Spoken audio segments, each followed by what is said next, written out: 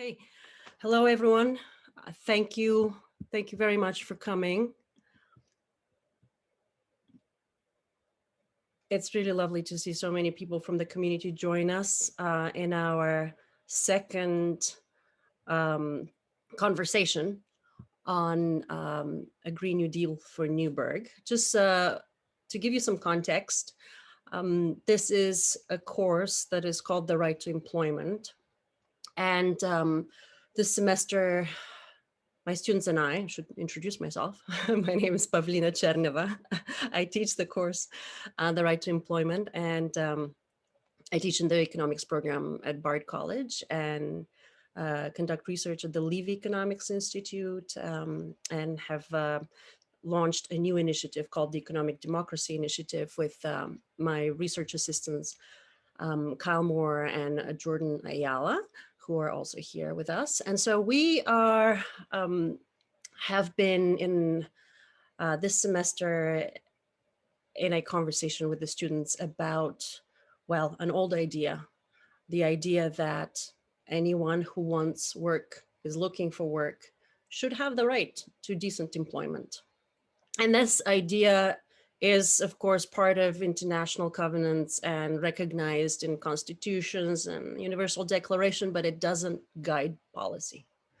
So what we've done this semester is we've looked at some of the economic reasons behind why that's the case, whether the obstacles, some of the politics behind that, but the students also studied how even though the right to employment doesn't guide policy, countries around the world, communities around the world are still thinking about how to secure decent employment for their people. And they've looked at various programs around the world. And what they have found is that, well, the public sector has a very important role to play, critical in fact, and that public jobs, public options are kind of key to creating inclusive policies to make sure that we address the needs of the most marginalized in the labor market. So just one way to think about this is that to recognize that in a dynamic economy, of course, the private sector is the engine of growth, of job growth, but we have another engine too. We also have public employment, and that seems to be a neglected engine. So it's a little bit like going into the football field and playing with one hand tied behind our backs. So the question is why? Why should we do this? Why not return to that idea that the public sector has an important role to play, not just in public investment, but also in public employment? And so we really wanted to look at the community, at our communities, and how they're dealing with the problem of unemployment and what it might mean to them if such an approach were to inform policy. In my own work on the federal jobs guarantee, whenever I talk to people who are in policy, or people who are new to the idea, the most common question that I get is, but what kind of jobs will they do? And I always respond, you have not talked to the people in the community. There are countless opportunities and countless jobs that can be done that are not done. And so the students in this class looked at the community of Newburgh and Kingston. In a midpoint presentation, they looked at the economic conditions and tried to paint a picture of who's unemployed. We're very grateful to community members who joined this conversation and shared their thoughts. And in this phase, we are now moving to discussing some more specifics, if indeed the Green New Deal comes to our doorsteps, if indeed the Civilian Climate Corps becomes a reality, and there is federal support for this kind of work. How could the communities respond, and how do we elevate the already good work that is happening and perhaps strengthen and expand that? So the students are going to tell you what is different about their approach from sort of conventional ways of thinking about unemployment. And I won't take any more of this time except to say, welcome and we're glad that you're here. So Team Newburgh, take it away. Hello, my name is Patricia Howard, and I'll be getting us started. I too wanted to thank you so much for joining us, taking time out of your busy day to hear about this really important work. So thank you. And to start, before we begin, we wanted to provide a quick overview of what we will be covering. Slide. We will begin with our introduction, followed by our proposals for both our environmental projects and our support infrastructure projects. The report will then conclude with a review of the estimated budget and scope, and we will close with a facilitated community feedback conversation. Slide. So public jobs for public good. What makes public employment distinctive? Public employment projects, PEPs, offer the unique opportunity to tackle multiple socioeconomic issues at once by filling gaps in the labor market and providing a social safety net for the unemployed. The primary objective of PEPs is not to generate commercial return, but to serve the public interest and the community needs. This allows a city like Newburgh to dedicate resources to socially valuable projects while directly facilitating the participation of chronically unemployed, underemployed, and discouraged workers. This employment model will produce many positive outcomes, including uplifting marginalized groups, fighting economic inequality, enhancing quality of life, and stimulating the local economy while providing meaningful employment opportunities. In the current model, which primarily relies on the private sector to provide jobs, many Newburgh residents are left out, and ultimately the responsibility for not-for-profit projects such as park building, addressing environmental concerns, and community care falls on the shoulders of local government and overburdened nonprofit organizations. We envision tailoring Newburgh's public employment project to collaborate with local agencies through direct employment partnerships, wherein critical public services that currently rely on unpaid volunteer work are replaced with paid jobs for the unemployed. In addition, we also imagine relying on a circular economy model, which prioritizes efficiency and keeps resources within Newburgh to foster a more equitable, sustainable, and inclusive local economy. Slide. Our approach to unemployment. Some people who want jobs are not included in the official measurement of unemployment. Unemployment status is based on the definition that someone who has been out of work for 4 weeks but is actively seeking a job. If a person doesn't fit this criteria, they're considered out of the labor force and are not eligible for unemployment nor insurance. Basically, they become missing workers. This graph shows the number of missing workers that exist in the United States. The gap between the official count of the unemployment and the missing worker population is widening. This indicates that the working definition for unemployment does not align with the labor market realities.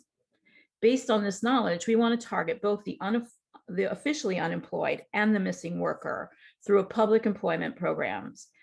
We do not discriminate on the background of the applicant, including criminal history, and we will have a jobs guaranteed program that accepts all who apply, with an emphasis placed on those most in need of a job.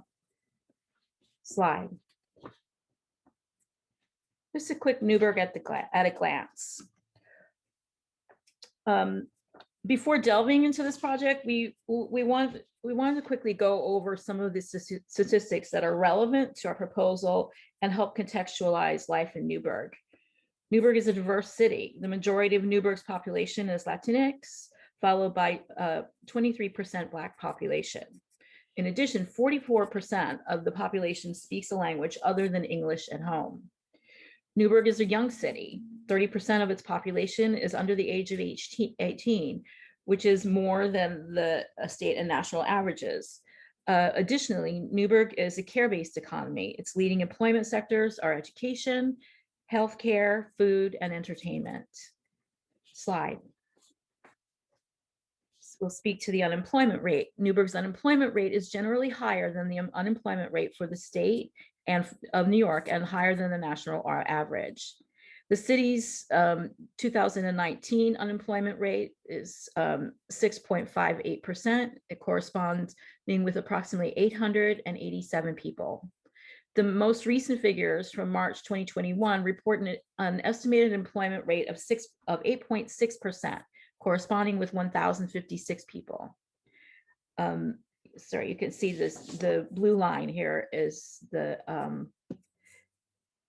New York's unemployment rate, but that was not the most recent. So in Newburgh's unemployment rate, as I said, was 20.1% in April of 2020, 5 percentage points higher than the US rate at the same time. This suggests that Newburgh suffered disproportionately from COVID-related losses. Slide. By social group, Newburgh's unemployment rates are highest among Black population at 12.1% and lowest at Latinx at 4.4%. Women face a higher unemployment rate than men, the value of 7.8 as compared to 4.8% for men. Black women specifically bear the largest burden of unemployment at 17.8%. These statistics have helped us identify not only who are employed in Newburgh, but also provided insights for the demographic specific factors. We will move forward to talk about our projects, and I will pass this over to Masha. Thank you. Hi, everyone. Glad that everybody's here. So we wanted to look into opportunities for a modern day CCC and figure out how public direct. Trish, I think you might be unmuted.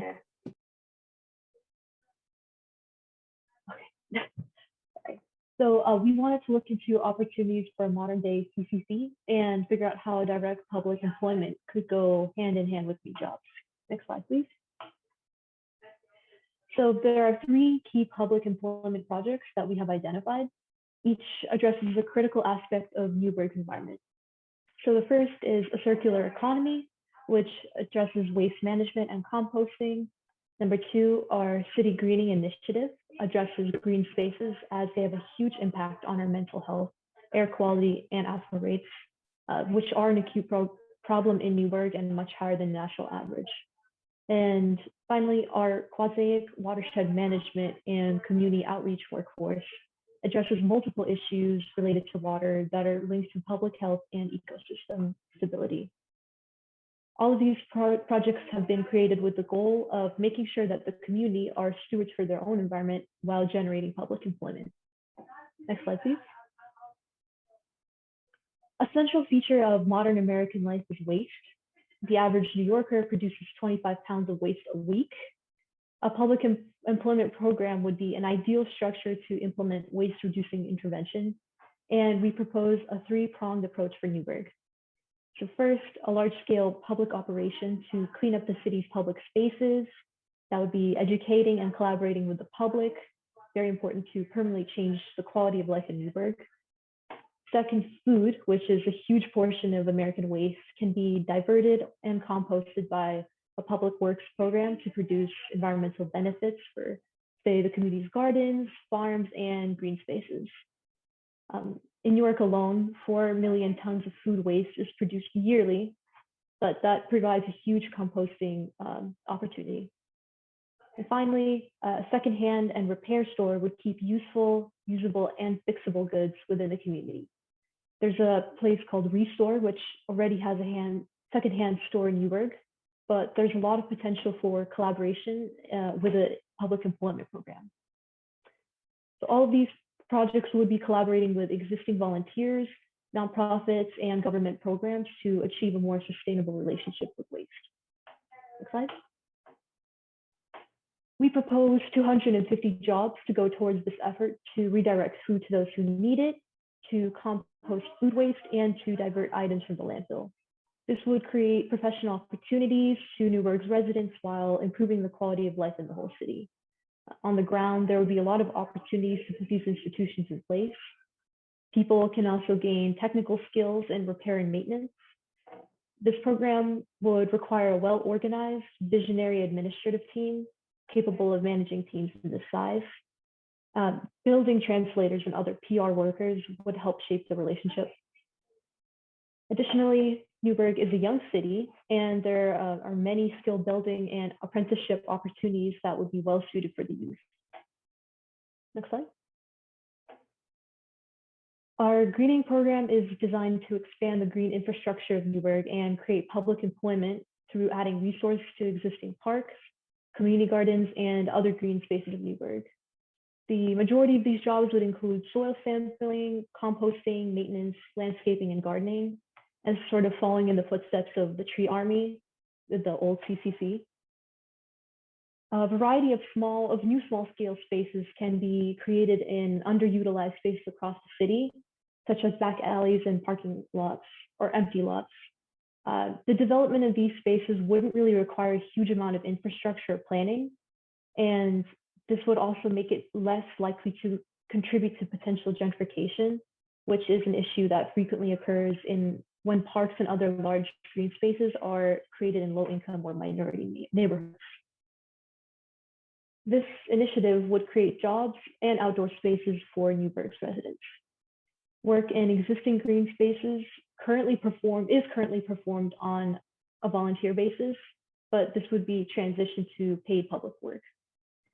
And again, administrative jobs would be created to oversee the program, identify locations for small-scale green spaces, and connect the greening initiative with the circular economy program. There's also a potential within this framework for jobs related to community outreach, environmental activism, and educational programming. Next slide. It's important that the second strategy of this program prioritizes creating green spaces in areas of the city that have high employment needs and are less proximate to existing parks. The map on the left shows the distribution of unemployment in Newburgh. So that would be areas with dark green. And the map on the right identifies locations of existing parks. So the dark green areas that don't already contain the green areas should be prioritized in this program. Next slide. So there's already a lot of work being done in city greening, and this would make the transition to the jobs being created a lot easier. A lot of city boards and local organizations, including Greater Newburgh Parks Conservancy, Newburgh Urban Farm and Food, and Learn to Learn are involved, and these would provide a useful framework. So I'm going to pass it on to Jeff. Hi, I'm Jess. I would just like to echo the sentiment that we truly appreciate you guys coming to this presentation, but also engaging with us throughout the semester. I'm going to be speaking about employment opportunities within water conservation efforts and how our proposed initiative aims to address this topic. What we've proposed here is the Quasar Watershed Management and Community Outreach Workforce. This initiative would be a watershed-wide program administered through the Civilian Conservation Corps for Jobs and Justice Act and would be designed after a partner corps model. We are essentially aiming to link federal funding and CCC labor to existing conservation and environmental justice initiatives. Many of these initiatives are being conducted by existing community nonprofits already. The workforce is explicitly environmental justice focused and aims to shift the burden away from volunteer labor by generating direct employment opportunities for previously unpaid work positions. So here we've outlined some objectives.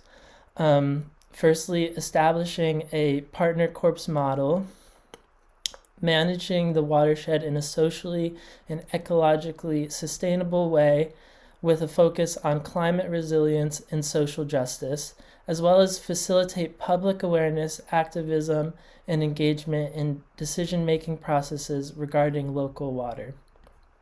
Another objective we've outlined is maintaining public access to water bodies and surrounding lands for transportation, recreational use, and environmental education.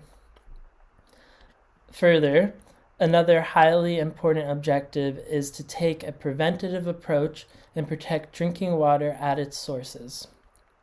We are proposing a program that adapts and strengthens the current framework around these issues, and so we've come together to consider possible initiatives this program could be involved in. So if we go to the next slide, the first project we've considered is the Stewart Air National Guard Base in Washington Lake remediation. The PFAS contamination of Newburgh's Washington Lake is a forefront environmental justice issue which the program would seek to address. Despite the formation of the Stewart Air National Guard Base Restoration Advisory Committee and a relatively concerted effort between nonprofits, state, and federal agencies, it's our understanding that there have been significant holdups, logistical challenges, and general delays in the cleanup process. While our research and discussions weren't able to identify exact elements of work where public employment could specifically be of assistance, utilizing a partner corps model would shift much of the effort from unpaid grassroots organizing to paid jobs and empower community-based approaches to solving the problem. Further, it would allow a better opportunity to hold those who caused the problem accountable. Possible areas of employment, as we can see on this slide, are water quality monitoring, facilitating public participation and stakeholder engagement, public outreach and participatory coordination, translation services, communication between various organizations and agencies, and assuring accountability. And with the fourth opportunity being worksite support and infrastructure maintenance. All of these jobs were previously being done as unpaid labor. If we go to the next slide, another initiative we've been thinking of is work around the Quasar Creek corridor. The Quasar Creek is a tributary of the Hudson River that flows through the city of Newburgh. Much of the land surrounding it is publicly owned but undeveloped. We suggest making this environmental asset a community space by turning the corridor into a park. This will enhance access to green spaces, generate recreational opportunities, and create employment for Newburgh's unemployed. Work projects could include trail construction, seasonal maintenance, erosion control, and habitat restoration. Alongside efforts to make the Quasar more accessible to the community, the creek also provides a significant opportunity for community science, as it is on the state's priority water body list. We suggest creating jobs in basic environmental monitoring through partnerships with local nonprofits and agencies that are already engaged with the Quasar. These entities can lead workers on related tasks and provide a framework for employment opportunities. In addition, New York State's DEC has a glass eel monitoring program at the lower Quasar. We suggest transitioning this volunteer-based program to a public paid employment program to enable more work for the unemployed. Together, these initiatives aim to create jobs, improve the local environment, and enhance the quality of life in Newburgh. If we can move to the next slide, the New York DEC's Drinking Water Source Protection Program is another example of an initiative that our job guarantee could supplement. Within this program, up to 40 statewide volunteer community organizations will work with technical assistance partners to develop programs that proactively protect public drinking water supplies. While states note that this program is at no cost to communities, unpaid volunteer labor has a cost and limits the breadth, brevity, and efficacy of the process. Outside of technical assistance partnerships, there's a wide range of public employment opportunities linked to this program, including stakeholder identification, outreach, and coordination, ensuring considerations of local culture, character, and inclusivity in decision-making processes, water quality monitoring and water sampling, as well as bringing to fruition mechanisms enabling bottom-up accountability. This is another project with the potential to support community and cultural engagement around water and water justice, as with environmental monitoring and remediation. Direct employment labor through the partner corps model could assist community organizations in a wide range of events, workshops, and initiatives through outreach. Further opportunities include creation of content, technical assistance, networking, translation services, and garnering accessibility. On this next slide, we can see a number of organizations and agencies. This proposed job creation program involves a broad network of local, state, and federal agencies, community groups, and nonprofit organizations, all working in collaboration with public employment, some of which are pictured here. So we have the the Newburgh Clean Water Project, River Keeper, the Quasar Creek Watershed Alliance, all local groups doing fantastic work already. If we move to the next slide, we're going to start talking about support infrastructure. In addition to directly creating jobs, we find it necessary to invest in Newburgh's infrastructure to support potential employees. Critical areas of support include access to low-cost childcare and greater transportation options. On the next slide, we'll be talking about childcare. Currently, 22% of the 2,650 children under 5 in Newburgh are enrolled in daycare. After conducting field research in 9 Newburgh daycares, it was found that the average enrollment cost is $225 per week, with limited to no availability for no cost or low cost daycare. Universal pre-K would be the ideal solution. Further, the pairing of the Green New Deal and President Biden's Universal Pre-K initiative should be supported, but not considered aspirational. However, in the absence of this, we sought solutions within the scope of Newburgh's existing network. Partnering with existing parent-friendly nonprofits, such as the Armory and Newburgh Free Library, will not only expand childcare to provide critical care family needs to remain employed, but also create local jobs. Many nonprofit organizations rely on volunteers, and although we value volunteer work, we also believe that critical essential services should be supported by well-paid employees. We welcome suggestions for other partners and community organizations that can serve as providers for quality childcare options and/or after-school activities for working parents. The next slide will address transportation. To expand transportation access in Newburgh, we propose 2 primary programs. First is the City Bike Program. This is designed for point-to-point short trips using for-rent bicycles. It would foster environmental responsibility, normalize bicycling as a form of mobility, as well as encourage a more active lifestyle. In addition to acting as a support infrastructure, this program could create employment opportunities in implementation, operations, and maintenance. A second program is Dial-A-Ride, also known as paratransit.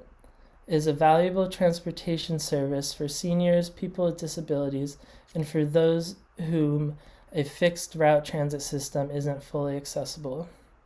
We think this is important because barriers like commuting to work may stand in the way of potential employees' ability to work in these jobs. Dial-A-Ride would serve as an affordable, reliable transportation method to and from work and would target low and moderate income individuals and single-parent families. The next slide, we can see a number of potential partners and existing organizations in Newburgh. I'm going to hand it off to Eli to talk about job creation and program benefits. Thank you. Thank you, Jess. Next, there you go. Hello, everyone. Here we will cover the economic analysis of these public employment proposals. Next slide, please. In summary, for job creation for our projects, we have 250 for the circular economy, 200 for the city greening initiative, 60 for childcare, 170 for Quimco project, and 50 for transportation, which adds up to 730 well-paying, meaningful jobs for the Newburgh community. All of these jobs would pay $15 an hour, which is greater than 40% of Americans' hourly wage nationally.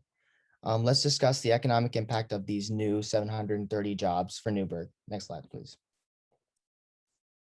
So for every 100 jobs created under these programs, assuming that these jobs are financed through Biden CCC and would be year-long employment, we would expect to see 25 new private sector jobs from the increased spending alongside a $5.3 million injection into Newburgh's economy. This is a conservative estimate as we are using the national averages of local spending percentage during the pandemic. It would likely be even greater considering the level of income that these jobs would create. Furthermore, over 100 people would be lifted out of poverty. It is important to keep in mind that these people lifted out of poverty would be people directly employed in the program. There would be even more people who are not included in this program, including children and other dependents, and those who benefit from the new jobs and income in the local economy. Additionally, there would be approximately $98,000 added to Newburgh's non-property tax revenue, coming from increases in consumer utility tax and sales and use taxes and so on. Next slide, please. Under the same assumptions, if Newburgh were to implement a complete jobs guarantee program, meaning all unemployed people would be publicly hired, these are the numbers we would expect to see. Firstly, as of March this year, the number of unemployed has been 1,056. This number would be higher if we included underpaid and part-time employment or discouraged workers. So for simplicity's sake, we predict that by employing all 1,056 unemployed people, Newburgh will experience an additional 264 jobs in the private sector and an inflow of $45 million into the local economy. Again, this number is conservative. Over 1,056 people would be pulled out of poverty again if we include their children, dependents, workers benefiting from the economic growth. The number would be potentially much greater. Finally, we would expect an increase of $1 million added to the non-property tax revenue for the local government. It is important to emphasize, however, that these programs would induce public employment while allowing people to transition into higher paying jobs into the private sector. Next slide, please. I would like to bring forth some benefits of the jobs guarantee program and these other programs we propose. There is a counter-cyclical aspect of the jobs guarantee program. As the economy enters recessions, the program would expand. Fewer people would be thrown into unemployment and poverty. Furthermore, people who would be put to work by the government can avoid hysteresis, which is when unemployed people lose their job skills over time as they're unemployed. And this makes it harder for them to re-enter the workforce and the psychological effects of unemployment, of course. Once the economy recovers, the enrollment of the jobs guarantee program will decrease as the private sector grows. The cost of the local economy is much greater now that we see if there is no jobs guarantee program. As mentioned earlier in the program, the programs would have a significant impact on veterans, people of color, the young, the old, the formerly incarcerated, and women. It will provide means for people to enter or even re-enter the labor force or simply be employed for well-paying, meaningful work. Additionally, the private sector would benefit greatly from these proposals. The programs would provide training not only in hard skills, but many soft skills, which allow the private sector to choose from a pool of people who are trained and are working, rather than a reserve of people who may be suffering from hysteresis. Finally, these specific proposals address a public need, public purposes, as well as providing economic benefits. These programs have many real benefits, as my teammates have explained, that would ultimately help all citizens of Newburgh in tremendous ways. Thank you for listening, and please feel free to ask any questions, and students feel free to jump in to answer them. I will now hand it over to Ashley and Cecily to run the Q&A.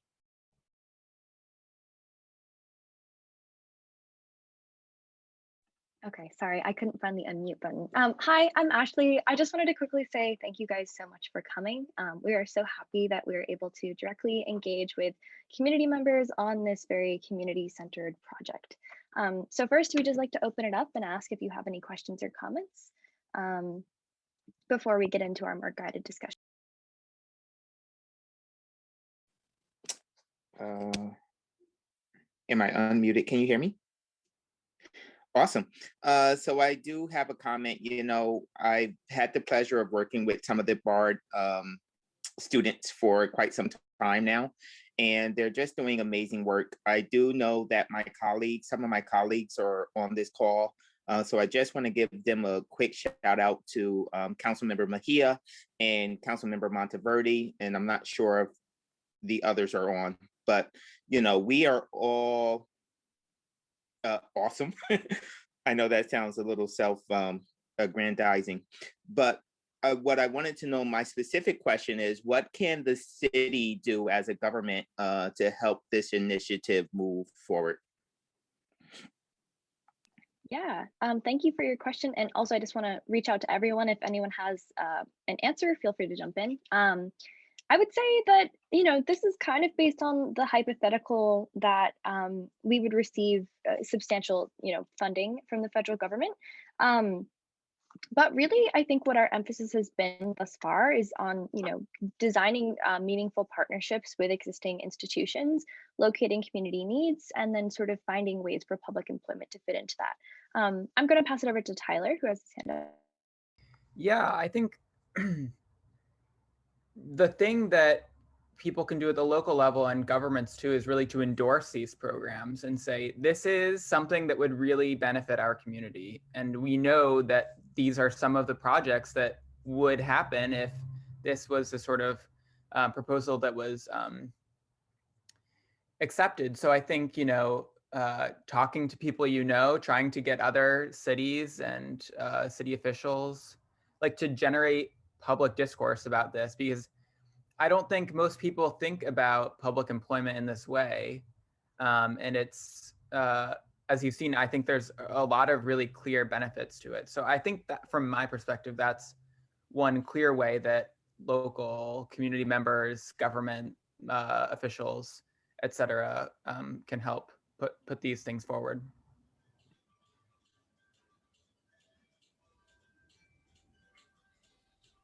Yeah, thank you, Tyler. Go ahead.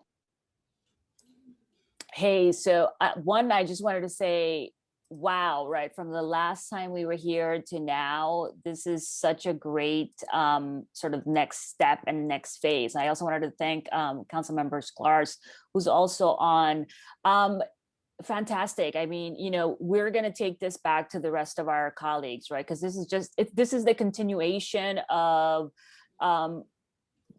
the vision, right, that local government here in the city of Newburgh that we have, right, and that we want to continue to support. I'm super excited, you know, about the federal assistance that's going to be coming down the pipeline, to have this, like, to have a target of 1,056 families, right, and members of our community who are under these conditions, that's our target, right, that this is what we want to do.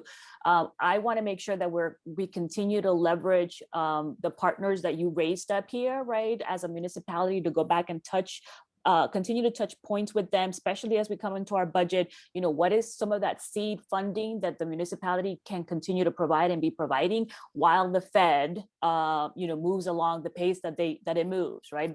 But this is coming, right? We know this is coming. The other thing I wanted to say, you know, we're already doing in terms of, you know, some of the public works projects that are down the pipeline. The city's already started to move on that, right? But to now have these additional numbers and say we need to even go harder on it, right? Like double down on it. It's really magnificent. And then just the environmental impact that it could have, right? And the morale and all of those things that are great. The childcare provision, right? That is like amazing. I was so glad to see our partners, Rupco and Mr. Kemp online as well, right? Because the childcare is right in a line with one of their faces that they had. And I'm going to shut up because, you know, I see my co-conspirator also has his hands up, and, you know, give the mic to that. space, just so that we bring in different voices. But I just wanted to say muchísimas gracias. Thank you. This is the continuation. Thank you so much, Councilwoman. Go ahead. Yeah, thank you. This is a continuation from the last time we met, and I really appreciate the work that you folks have been doing in this effort. I remember my dad talking about being a member of the Civilian Conservation Corps back in the 1930s. He would have been about 15 or 16 at the time. And what it provided for him is that foundation and that ability to demonstrate a work ethic, that he could show up on time, he could learn skills, and help build parks and bridges and roads and all the things that CCC did. The weakness of all of that is that we've done public employment through fits and starts down through the decades. We need to make public employment a core of our world of work, so that from now and into the future, the federal government funds these types of programs so that we can continually cycle people through them so that they can become adapted to the world of work, gain that valuable work experience, and help our parks and bridges and all these kind of, all the things you outlined are obviously things that need to be done. And we need people to do them. And I just thank you for all the work you've done so far. Thank you. Yeah, thank you for your feedback, Councilman. Go ahead, Tyler. Yeah, I just wanted to respond to that, Councilman. And we've studied some programs that have happened in the U.S. For example, I studied the Youth Incentive Entitlement Pilot Project, which was this huge youth employment project in the late 70s. And it just disappeared, you know, and I think the longevity of this is key. And one thing that we've talked about in class is really seeing work as a human right, you know, and I think that's really how we've been thinking about it, and hoping that these sorts of projects are not just a one fiscal year thing, but you know, like a real commitment to employing everyone who wants work over time. Absolutely. And kind of on that note, I also think we've centered this sort of proposal on the idea that unemployment and aggregate levels of deprivation are absolutely a policy decision, more so on a federal level than on a state, local, local government level. But we think that as much as state or federal government can uphold the status quo, they can also invest resources into communities and into uplifting people, as opposed to letting cycles of poverty traps, and deprivation, unemployment, chronic unemployment, the whole spiel. We can intervene in that, and we can change the way that we see and kind of facilitate employment. So we're happy to see some progress being made on that front, especially with some of the bills introduced lately. But I guess we can just jump into some of these questions if that's okay. If no one else has feedback, feel free to jump in if anything comes to mind. But we just want to ask, how else can a PEP be designed to cater to Newburgh's goals as a city? Are there things we missed that you think we should have, as at the forefront, other than our, environmental focus and our sort of support infrastructure focus? Like anything else that comes to mind? I mean, very few of us are from there or have been there, so we're kind of outsiders looking in.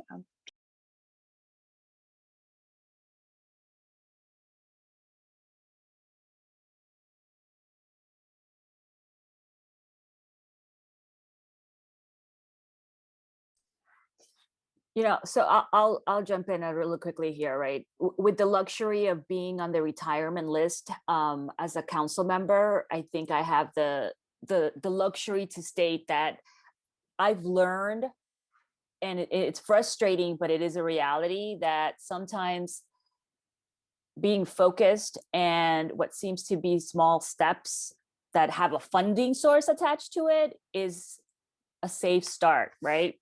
And in terms of what's missing, I think the fact that, at least for the municipality right at this moment, the fact that we've already started some of these things, this puts like a highlight on it to make sure that they continue, because I think demonstration is one of the key features, right? So that this doesn't just become a thing of one administration and then it gets forgotten by future administrations, right? Because I think that that's one of the key lessons that I would say. My last add on to that would be is start with this, make sure it's got funding attached to it, and then cyclically visit it to make sure that it's expanding and growing and adding other areas.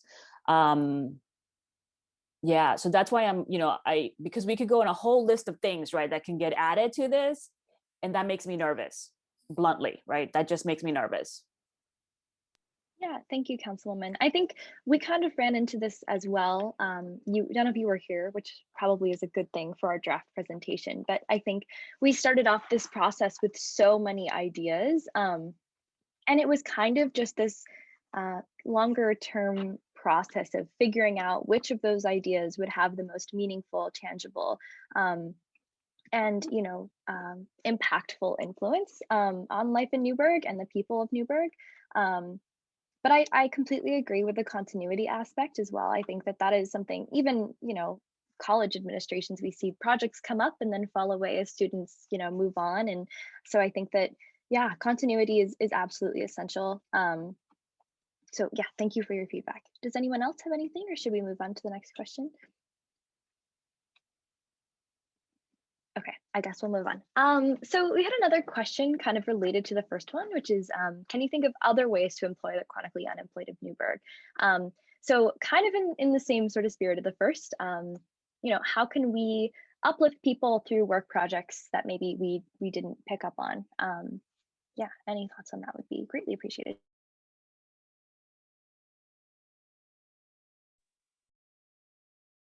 If I could just jump in really quick, because something that also the Kingston team thought was sort of like doing on-site mental health crises. And I think this is sort of like a potential program to, instead of like police intervention, just sort of to emphasize counseling and yeah, like any crises, just to have like trained, I guess you'd say counselors or just professionals who can be there on site or, help out, because as you said, this is sort of like a care economy, and that could just be part of it. Yeah, just very much emphasizing caring for the community, uplifting the community through work, and then supports for their work. Yeah. I guess if there's no other feedback on that question, we can just move on to, did we miss anybody? We know there's a large amount of nonprofit organizations and local agencies that do work with community support and environmental work. But we're wondering, are there any that come to mind that we've left out? We'd love to kind of have an ongoing list of these places in Newburgh if we missed anything. I can also go back to the other slides and we can look at what we have so far, if that's helpful.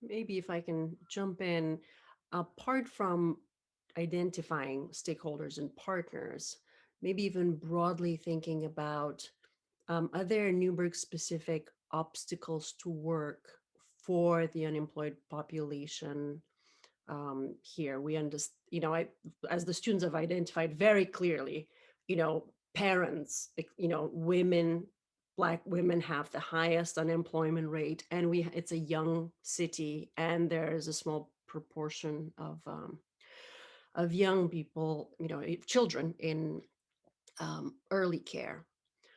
So the care burden seemed to be the obvious place, but can you think, or are there other specific things that we are not thinking about in terms of obstacles to employment other than care and transportation?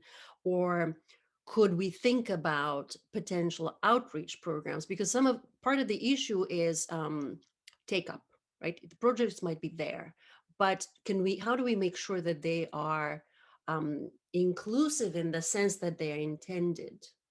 that, you know, there is a particular unemployment population, but if predominantly the jobs then go to maybe the underemployed rather than the unemployed, or particular demographic groups that don't experience long-term unemployment, you know, can we think, or are there, you know, do you have any thoughts on particular outreach that we can make sure that, you know, we emphasize this inclusivity? I mean, one thing is, of course, this commitment to truly opening it to all who need work, right?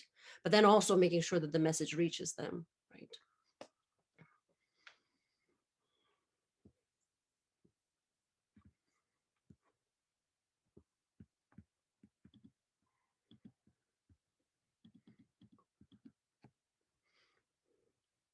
I think your translation services help here.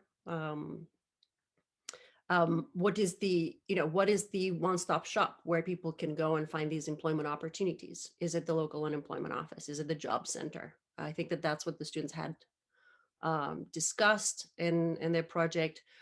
Is the library another option or a better option? How do we provide both information, but also create these repositories of job lists? Yeah, and you know, I'll say is that there's been attempts, right, in the past of this sort of like, you know, one-stop shop ventures that, you know, for the life of me, I wish I knew it could pinpoint to you exactly, you know, where it deviated, what happened, what went wrong. And I think I've just come to the conclusion that, you know, we're a beautiful, colorful community that who's not going to have, you know, a one-stop shop type of impact or need, right? That it has to be multi-pronged, everything has to be multi, right? It's got to be like a rainbow. And that requires a set structure and almost like someone shepherding and leading it continuously, right? That it's organic enough to take all of the different colors, but that it has a structure and a foundation that keeps it moving forward. So in the past, you know, yes, the library is one of those important things.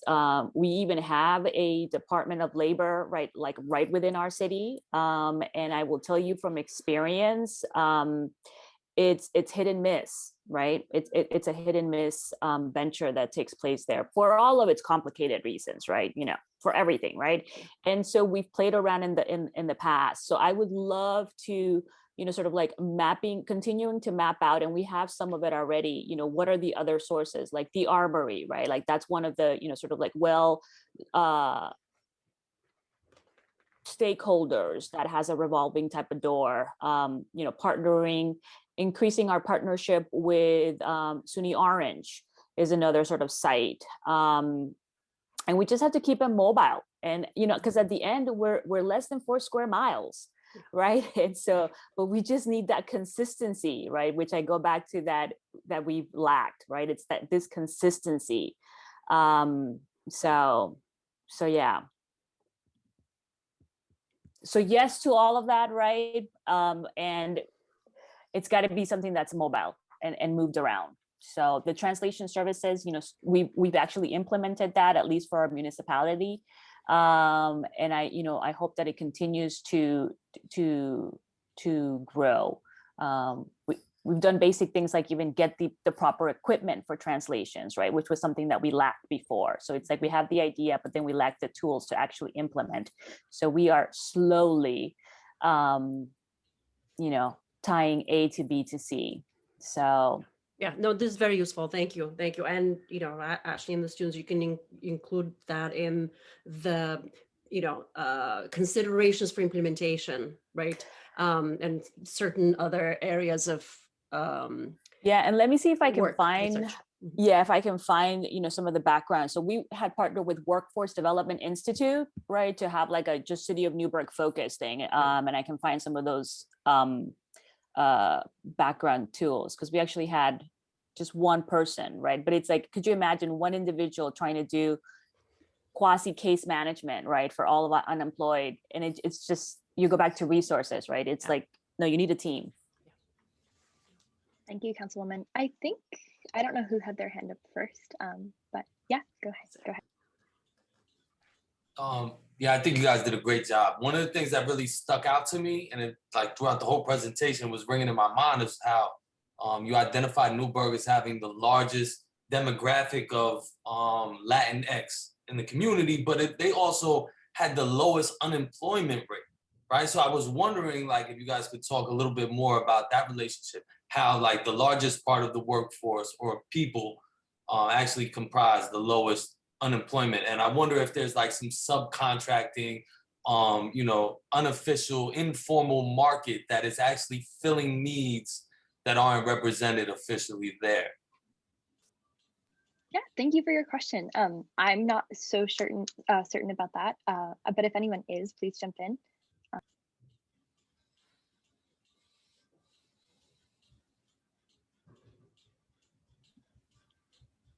I mean, yes. Okay. So, the labor market is very racialized in this, in a way that people of color tend to experience the biggest job insecurity. And that tends to be concentrated among the African American community in Newburgh. It's very, that part is very typical. I think the Latinx, you are quite right that there are, there are small establishments that are catering and to that population. They're factories, there's seasonal work. So there is a more vibrant employment among Latinx, but also there's hidden unemployment there as well. Just in terms of, who gets counted, who reports, there's just well-documented difficulties with accessing people in the way the surveys are created and getting them to respond. And actually, so it's quite possible that the numbers are artificially low. And kind of on that note, also, like going back to our discussion of the definition of, unemployed versus, or I guess like the official measure of unemployed just means that you are, out of work and you're actively seeking a job. And that could mean that, 4.4% of the Latinx community falls into that category, while a larger proportion is a discouraged worker, meaning that they've given up their job search, or that they've, there's other stipulations as well. So I think in light of these figures, just like there's a lot of hidden kind of behind the scenes deprivation that might not be sort of acknowledged by the official counts, which is unfortunate, but hopefully this program can aim to change that. So yeah. I also saw Bob's hand. I don't know if you still have feedback. Yeah, in a prior life, I was I worked in one of those one-stop shop offices. I was in the Department of Labor, the Employment Service Division, a long, long time ago, before computers. And I would imagine that office can still serve as a clearinghouse for a lot of this information on jobs and career opportunities. But it should be very easy now to share that information with the Armory, all the churches, all community agencies, so that people don't have to go to only one place to seek a job or get career counseling. They can do it in a variety of locations, which is most comfortable for their needs. So if there's still a resource, they would be a good thing to tap into. Thanks. Yeah, that's a very good point. And I also think that kind of encourages, I don't want to say informality, but sort of with your job search, if you can, find the same information at your local church as you can at an official sort of agency, it makes it more accessible, I'd say, definitely. Yeah, so we've gotten through all of our questions. If anyone else has any feedback, please feel free to voice it now. Otherwise, we just want to say thank you so much for coming. We, again, really appreciate having community representatives at our presentation that is about your community. And I think Jordan's dropped a link in the chat that has a contact information sheet that we'd love to, get your information just to keep you in touch about, this project going forward. And BARD's Economic Democracy Initiative, which is in connection with the OSUN network. But yeah, thank you all for coming. And if anything else comes up, feel free to let us know. Thank you. Thank you. Thanks. Thank you. A Have a big great thanks weekend. from me too. And really appreciate your feedback. And I just want to close out with one thought on your question, what can we do at the community? And I'm always reminded by FDR's words, make me do it. And, it's the kind of grassroots bottom-up demand for these federal policies that ultimately is what kind of sways support. And so we are really looking forward to carrying on this work with you and the conversation. We'll share the report, the PowerPoint, and then brainstorm any next steps that we can support you.